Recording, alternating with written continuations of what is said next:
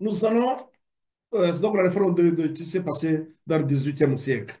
Cette citation, comme je vous le disais tout à l'heure, c'est que ce texte va nous aider à comprendre ce qui s'est passé réellement. Et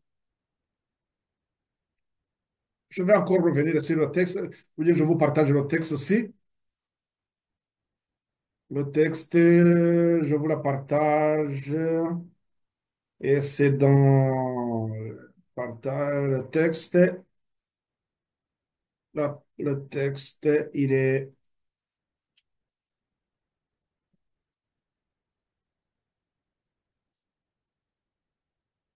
je vous partage le texte, ce serait beaucoup plus facile. Et le texte, je vous partage ce texte. Il nous est dit ceci,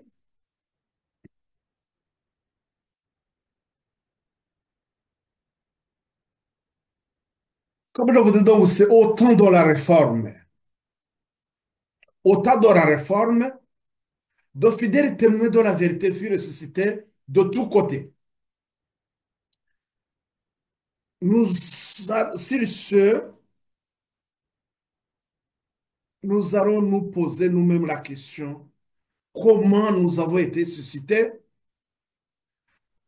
ou bien nous nous sommes invités nous-mêmes dans l'œuvre, ou bien nous avons été suscités. Tout à l'heure, j'évoquais le cas de Miller. Miller a été enseigné, préparé, suscité comme le terme, hein. Mais nous voyons quand même qu'il n'a pas pu rentrer dans le musée du troisième âge.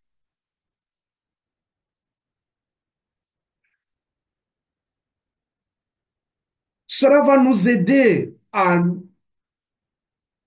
comprendre la situation que nous traversons aujourd'hui.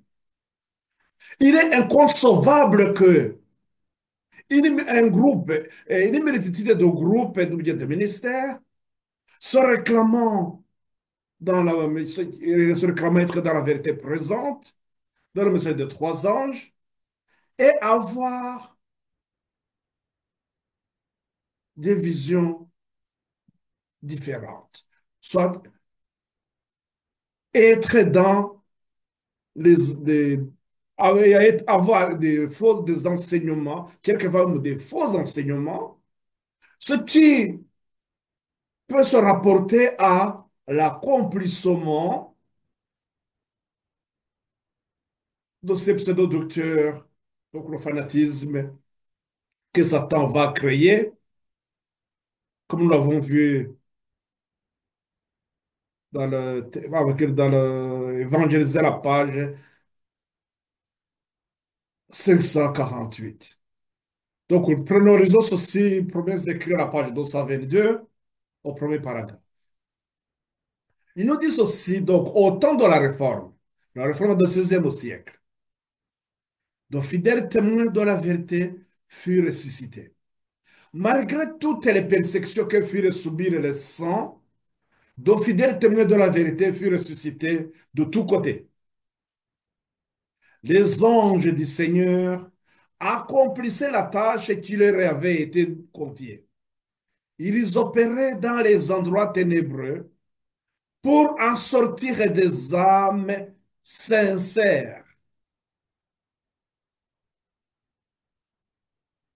Ces récits étaient comme ensevelis sous les erreurs. Cependant, Dieu les cherchait comme il le fit pour Saul,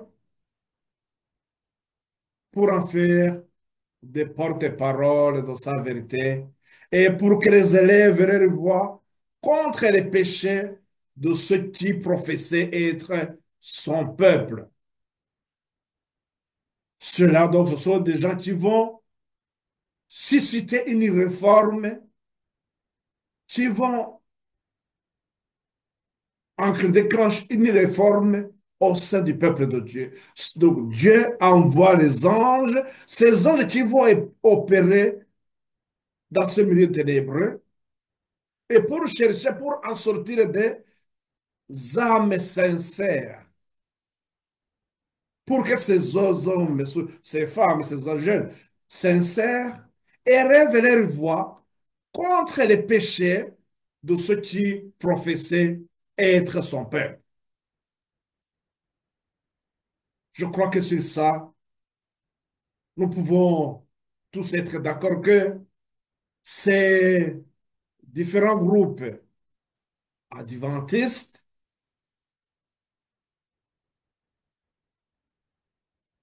ils s'accordent sur les erreurs que Laodicée, dans sa tiédeur, a continué d'entretenir au point où d'obscurcir même le message que Dieu a donné à son Église.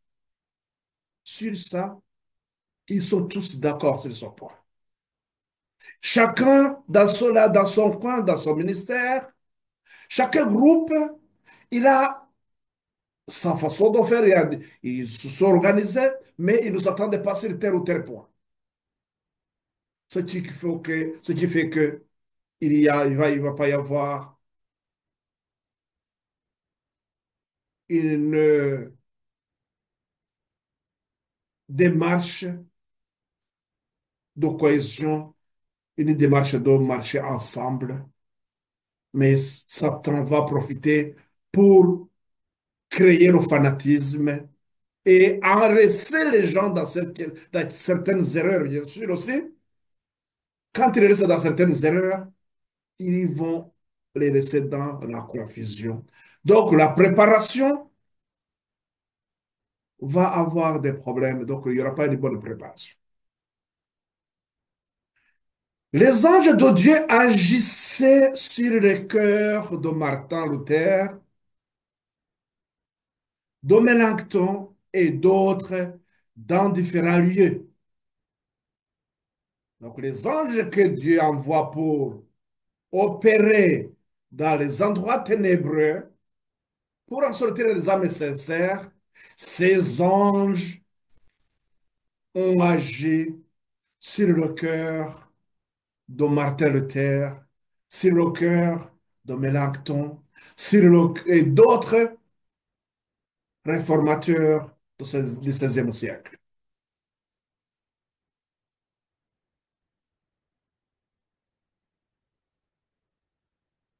Il a allumé en eux le désir ardent d'avoir recours au vivant témoignage de la parole de Dieu.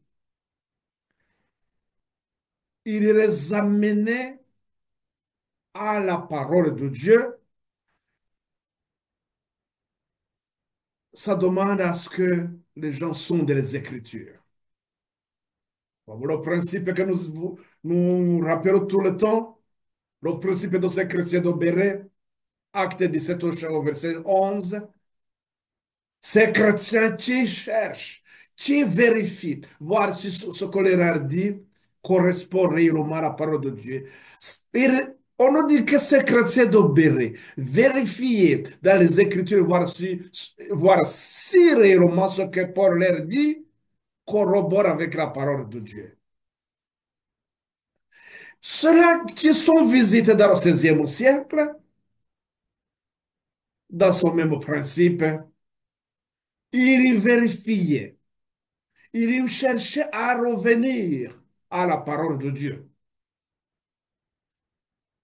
Rappelons-nous à ce qui s'est passé en 1844, on nous dit que Christ n'allait pas revenir. Il faudrait que ces enfants abandonnent les erreurs qu'ils ont acquises avec les faux enseignements. Il faudrait qu'ils reviennent à la parole de Dieu dans la vérité et afin de pouvoir annoncer la parole de Dieu dans sa pureté.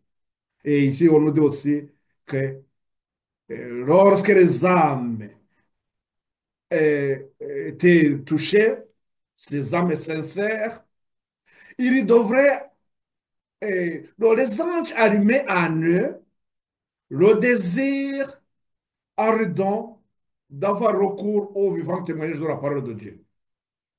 L'ennemi avait déferlé sur l'Église comme un fleuve. Il fallait relever l'étendard contre lui. Il fallait, il fallait relever, il fallait prendre l'étendard, la parole de Dieu, comme réformateur, prendre l'étendard de la parole de l'étendard, la parole de Dieu, contre Satan, contre ses faux enseignements, contre ses erreurs.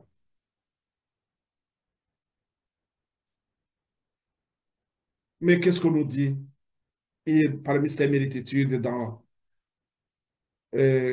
donc, là aussi, nous voyons qu'il y avait beaucoup de gens que Dieu avait touchés. Vous pouvez voir cette réforme comme dans le 16e siècle. Il y avait partout dans le monde, il y avait des gens que Dieu avait touchés. Les anges avaient touché dans différents endroits ténébreux. Dieu avait touché les cœurs. Il y avait déjà des enfants qui avaient des cœurs sincères. Ces âmes, Dieu les voulait les mettre en œuvre pour susciter, pour euh, préparer, j'utilise un autre terme, pour préparer le terrain pour que lorsque le message est annoncé, pour qu'il y ait des âmes qui vont recevoir ce message. Là, on nous dit que Luther fut celui que Dieu choisit pour faire face à l'orage et à la colère d'une église déchue, ainsi que pour affermir le peu qui était resté fidèle à sa profession de foi. Luther fut celui que Dieu choisit pour faire face à l'orage. Ça, c'était dans le 16e siècle. Cette ligne de réforme du 16e siècle qui a allumé la ligne de réforme d'Apocalypse 14, qui a allumé l'histoire des Millérites. Et nous voyons qu'à l'époque il y avait aussi des âmes que Dieu avait suscitées de par le monde. Cela qui allait recevoir la lumière d'Apocalypse 18. Plutôt la ligne d'Apocalypse 14. La ligne de réforme d'Apocalypse 14. Cette ligne d'Apocalypse 14 qui a été annoncée par qui? Par William Miller. Craignez Dieu, rendez-lui craignez Dieu, rendez-lui gloire, car l'heure du jugement est arrivée. Il annonce la dernière phase de l'œuvre du Christ. Donc, William Miller a été choisi, de même que Luther a été choisi au XVIe siècle, dans le livre de réforme d'Apocalypse 14, c'est William Miller qui a été suscité. Parmi les autres qui étaient à gauche, à droite, nous avons vu qu'il y avait Joseph Wolf qui était dans le côté Asie, Palestine, on me dit qu'il est arrivé même au côté au Yémen, il est arrivé même en Arabie Saoudite, il est arrivé même en Afrique. Joseph Wolf, il a fait son travail dans cet endroit-là. Ici en Europe, on avait Benger qui était, euh, il était pasteur luthérien. Donc à partir de l'Allemagne, il a continué à créer même des groupes en Russie, Suisse, côté la France aussi, il y avait un certain Gossen qui faisait aussi l'œuvre dans ces endroits-là. Il y avait le prêtre Lacunza qui était en Amérique latine. Des côtés de Scandinavie aussi, on nous dit qu'il y avait des jeunes. Nous avons vu même en Angleterre, il y avait aussi d'autres.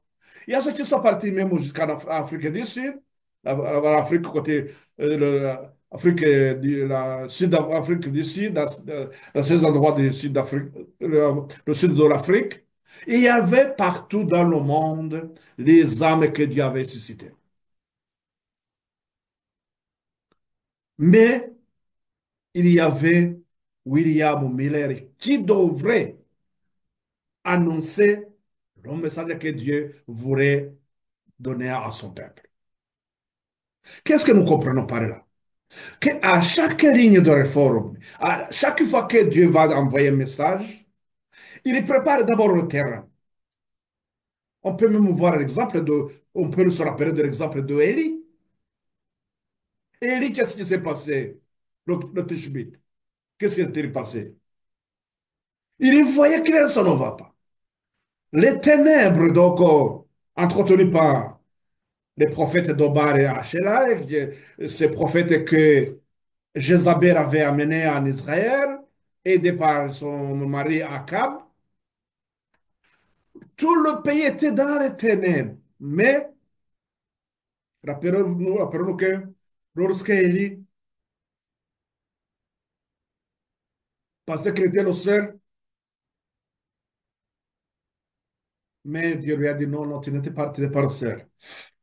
Il y avait encore d'autres qui n'avaient pas fléchi les genoux devant Baal, même s'il pensait qu'il était le seul. On a vu, on a vu que le prophète Obadias avait caché même certains. Il y avait d'autres qui avaient été tués, bien sûr.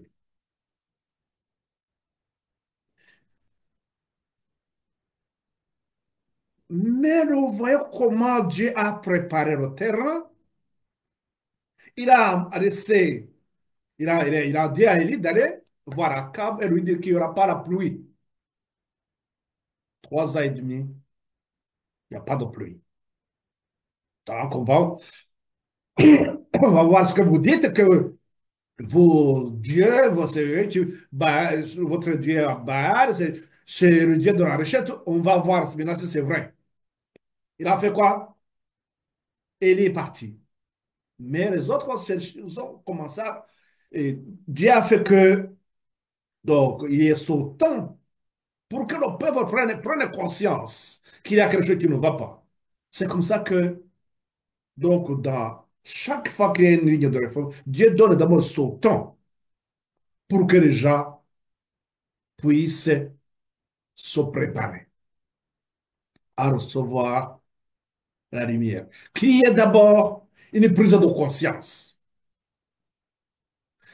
Donc, dans le 16e siècle, Luther, lui, il a été choisi. Et avec la ligne de réforme d'Apocalypse 14, Miller, il est choisi aussi pour annoncer le message du message des 3 anges. Cette ligne de réforme, cette dernière portion de l'évangile, le message du premier, deuxième et le message du troisième ange. Après ça, Christ revient. C'est la fin de l'évangile. C'est la fin de Genèse 3:15. Donc voilà que pourquoi je vous ramène ça? Donc nous pouvons comprendre avec ça que si nous avons affaire à des groupes, à divers groupes adventistes,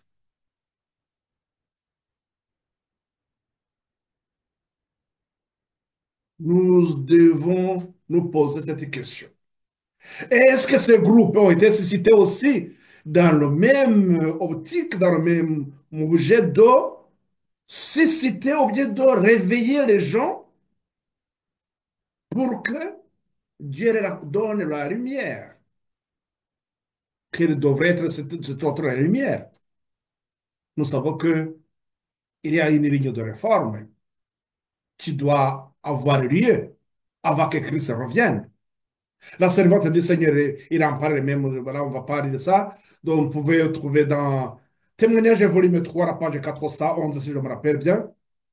La servante du Seigneur nous parle de qu'il a une grande ligne, une réforme qui vient, et donc, et on comprend parce qu'on nous dit que le message va se terminer dans une grande puissance. Et cette puissance, nous comprenons que c'est pas avec la tiédeur de la Odyssée que il va y avoir cette puissance. Mais par contre, Dieu propose un remède. Ce remède, c'est l'Apocalypse 3, 18, les conseils des témoins fidèles, que vous pouvez voir aussi dans le témoignage volume 1. Si je me rappelle bien, ça doit être le chapitre 10. Vous pouvez regarder donc le conseil de témoins fidèles et lire et vous approprier ces paroles et comprendre les difficultés qu'il y a. Pourquoi même les gens ne vont pas accepter ce message, comme nous l'avons dans Premiers Écrits, la page 270, pourquoi et ça va créer le criblage. Et ce criblage, ça va créer une division. Il y a ceux qui vont accepter, d'autres qui vont refuser. Donc, ceux qui vont accepter, ça veut dire tout simplement qu'ils rentrent dans cette préparation nécessaire pour pouvoir faire face à la bête et son image, pour pouvoir annoncer le dernier message, le dernier avertissement, l'avertissement final, le chapitre 38, tragédie des siècles. Ou bien aussi, le dernier appel, Apocalypse 18, 4 et 5, sortez du millénaire, mon peuple. Avec ces divers groupes, donc, posons-nous cette question. Est-ce que